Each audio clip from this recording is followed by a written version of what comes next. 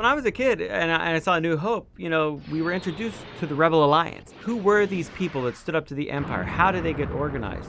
What risks were they taking? And since the animated series Star Wars Rebels takes place after Revenge of the Sith, but before A New Hope, we're going to tell that story in the classic Star Wars style. High adventure, excitement, tension, but also comedy and humor. All those elements that we loved about the original movies and the original characters. Ezra's a kid that's been living on his own. He's a con artist, but he's only 14.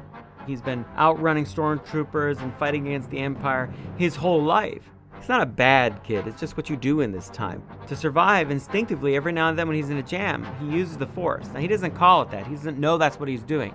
He thinks he's got some abilities that are a little strange every now and then, but they help him out. It's instinctive, it's reactionary. We see this whole series very much through Ezra's eyes. As his eyes get open to what the Empire's capable of, his eyes are open to the fact that there are people who care, who are trying to fight the good fight, and he becomes one of them.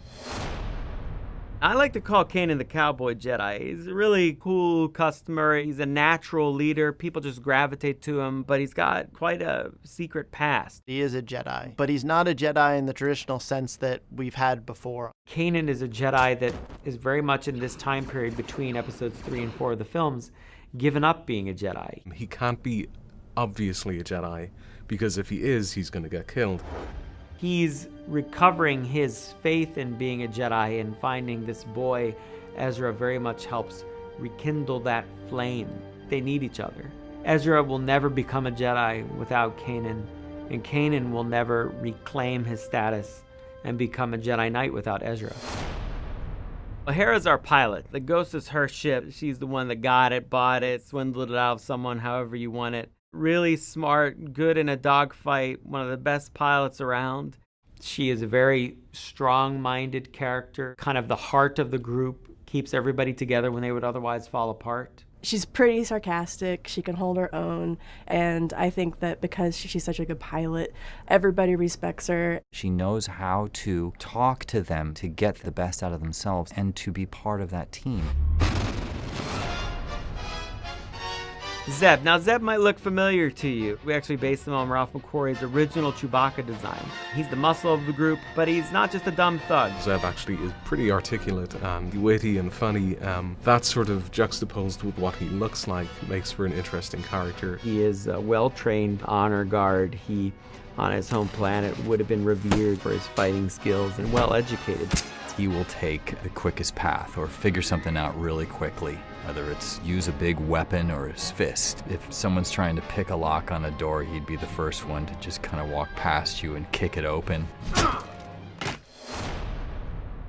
Sabine's one I think that fans are really going to be excited about. She's a Mandalorian. She's the weapons expert of the group, and the Imperials always know when our rebels have attacked because Sabine likes to tag their sights. She's adding something that we really haven't seen in the Star Wars universe. You have a character that is expressively creative through art.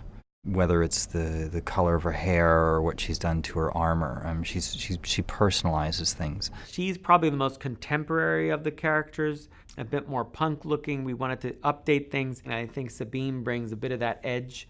She has a strong personality, she's independent, knows how to have fun, and gets the job done. What can I say about Chopper? He's grumpy.